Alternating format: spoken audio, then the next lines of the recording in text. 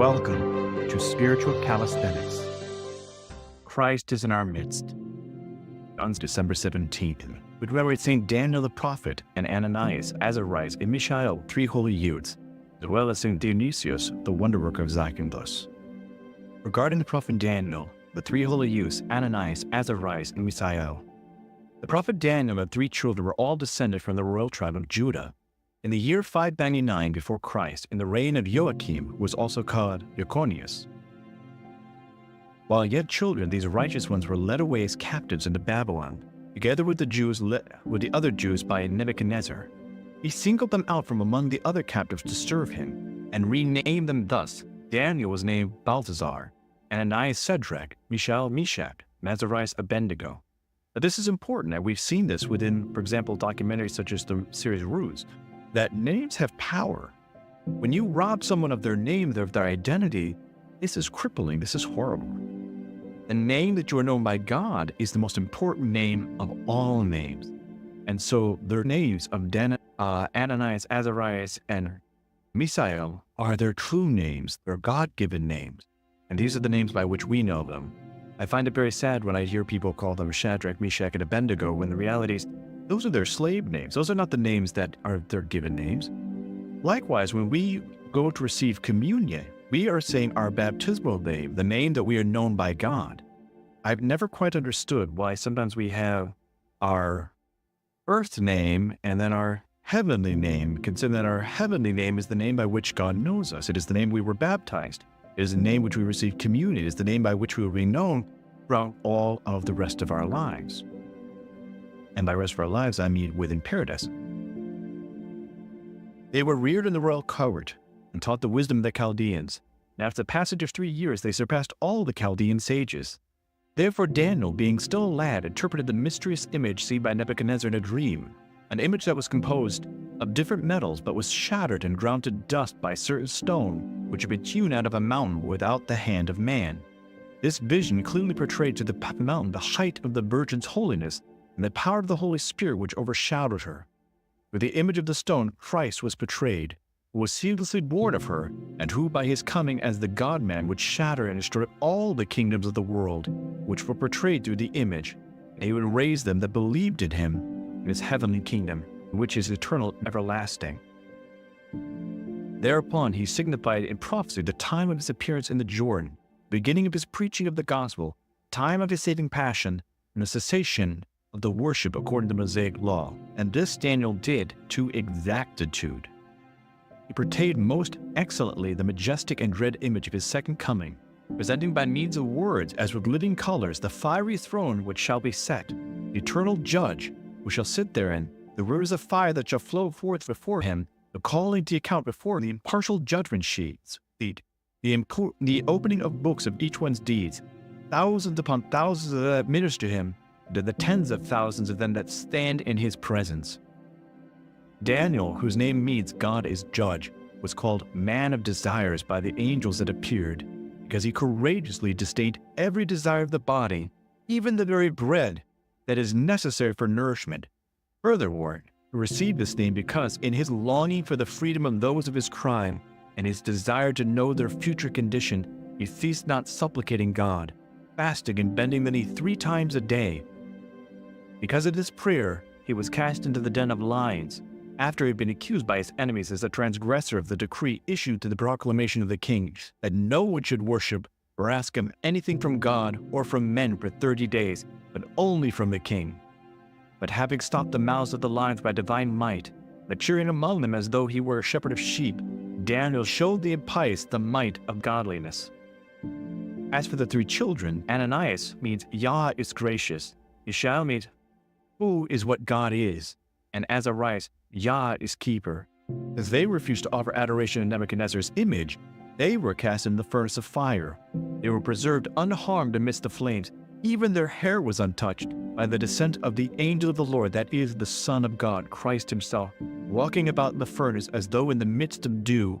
They sang the universal hymn of praise to God, which is found in the 7th and 8th odes, the Holy Psalter. Coming forth from there without even the smell of fire on their clothes, they prefigured in themselves the Virgin's incorrupt giving birth.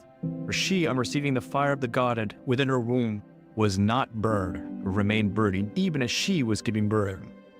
Therefore the church celebrates the 3 children and Daniel on this day, on the Sunday of the forefathers, and on the Sunday before the Nativity of Christ, that they prefigured proclaiming his incarnation. Furthermore, they were of the tribe of Judah, wherefore Christ sprang forth according to the flesh, the holy 3 children, completed their lives full of days. As for the prophet Daniel, he lived until the reign of Cyrus, the king of Persia, whom he also petitioned that his nation be allowed to return to Jerusalem, that the temple be raised up again, and his request was granted. Reposed at peace, having lived about 88 years. His prophetical book, which is divided into 12 chapters, is drank forth among the greater prophets. Great are the commonly written faith, and the fountain of flame, the 3 holy youths rejoiced as though they were resting in waters. And the prophet Daniel showed himself to be a shepherd to the lions, as though they were sheep. With their prayers, O Christ our God, save our souls. Since your pure and hallowed heart had been made pure by the Spirit, it became his dwelling place, and the clearest prophecy's vessel. For you did behold things far off as near and present. When cast into the den, you did muzzle the lions, which caused a blessed prophet, glorious Daniel, we all revere you in faith. Regarding St. Dionysius of Zakynthos, the Bishop of Egina was born in 1547 on the island of Zakynthos. Though born into a noble family, he was determined to flee the world and set his mind upon heavenly things. He entered the monastery of Strafava, and after the prescribed time, he was clothed in the angelic schema by the abbot. Though young in years, he surpassed many of his elders in virtues, was found worthy of ordination to the holy priesthood. Although he protested his unworthiness, Dionysius was consecrated Bishop of Egina. In that office he never ceased to teach and admonish his flock, and many were drawn to him in order to profit from his wisdom. He feared the praise of men, lest he should fall into sin of vainglory, so he resigned his see and returned to Zakynthos. In 1579, the Diocese of Zakynthos was widowed. When a bishop dies, his diocese is described as widowed, and Dionysius agreed to care for it until a new bishop could be elected. Then he fled from the worldly life, which gave him no peace, and went to the monastery of the most holy Theotokos, Anaphonitia, 20 miles from the main village. A certain stranger murdered the saint's brother Constantine, an illustrious nobleman. Fearing his victim's relatives, the stranger, by chance or by God's will, sought refuge in the monastery where St. Dionysius was the abbot. When the saint asked the fugitive why he was so frightened, he confessed his sin and revealed the name of the man he had murdered, asking to be protected from the family's vengeance. St. Dionysius wept for his only brother, as was natural. Then he comforted the murderer and hid him, showing him great compassion and love. Soon the saint's relatives came to the monastery with a group of armed men and told him what had happened. He pretended to not know anything about it. After weeping with them and trying to console them, he sent them off in the wrong direction. Then he told the murderer that he was the brother of the man he had killed.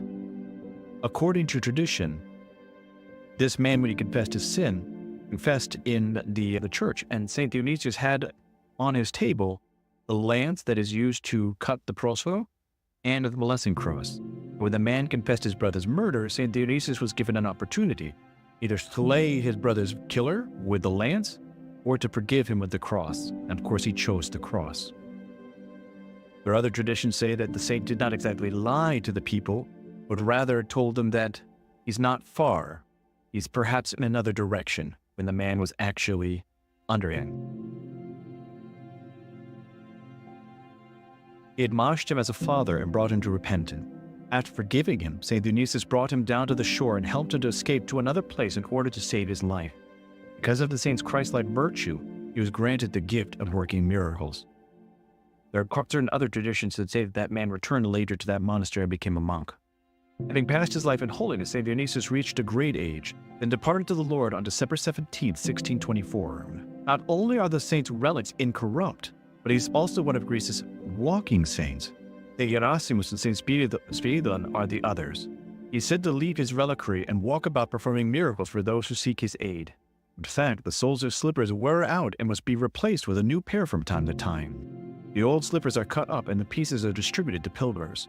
On August 24th, we celebrate the transfer of his holy relics. The prayers of St. Dionysius, may Christ our God have mercy upon us and save us.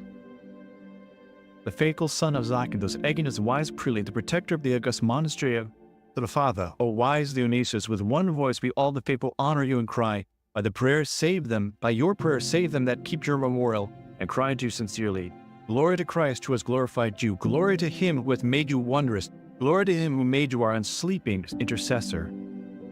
On this day does Zakynthos call all the faithful together, rousing them to offer praise and songs and hymns of thanksgiving to our great and fervent helper in needs and sorrows, who does swiftly rescue them that are caught in perils. She honors him, crying, O Dionysius, boast of the faithful, rejoice. From St. Paul's letter to the Hebrews. Brethren, all the saints through faith conquered kingdoms, enforced justice, received promises, stopped the mouths of lions. This, of course, is a direct reference to the prophet Daniel, who we celebrate today. Quenched raging fire, escaped the edge of the sword, won strength out of weakness, became mighty in war, put foreign enemies to flight. Women received their dead by resurrection. Some were tortured, refusing to accept release, that they might rise again to a better life. Others suffered mocking and scourging, and even chains and imprisonment. They were stoned. They were sawn in two. They were tempted. They were killed with the sword. They went about in skins of sheep and goats, destitute, afflicted, ill-treated, of whom the world was not worthy, wandering over deserts and mountains and in dens and caves of the earth. And all these, though well attested by their faith, did not receive what was promised, since God had foreseen something better for us, that apart from us, they should not be made perfect. Therefore, since we are surrounded by so great a cloud of witnesses, let us also lay aside every weight and sin which clings so closely, and let us run with perseverance the race that is set before us, looking to Jesus, the pioneer and perfecter of our faith. As we commemorate the three holy youths and the prophet Daniel, let us imitate their faith. From the Gospel according to St. Mark. At that time, Jesus charged his disciples to tell no one about him, that he is the Christ. He began to teach them that the Son of Man must suffer many things, and be rejected by the elders and the chief priests and the scribes, be killed, and after 3 days rise again. So Jesus Christ is very plainly telling his disciples what is going to happen to him. But they do not understand, and they do not realize yet what this means. And he said this plainly. And Peter took him and began to rebuke him. But turning and seeing his disciples, he rebuked Peter and said, Get behind me, Satan, for you are not on the side of God, but of men. So Peter was telling Christ, no, you can't do this. You cannot let yourself die. And Jesus Christ, recognizing that Satan is trying to use Peter to tempt him, says, Get behind me.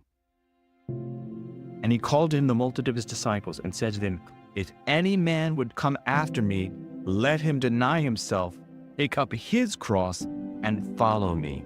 Meaning that we are supposed to voluntarily pick up our cross and follow Christ, not because he desires our suffering, but because we are to follow his example of self-sacrifice. I hope that you've enjoyed today's spiritual calisthenics. Have a blessed and wonderful day.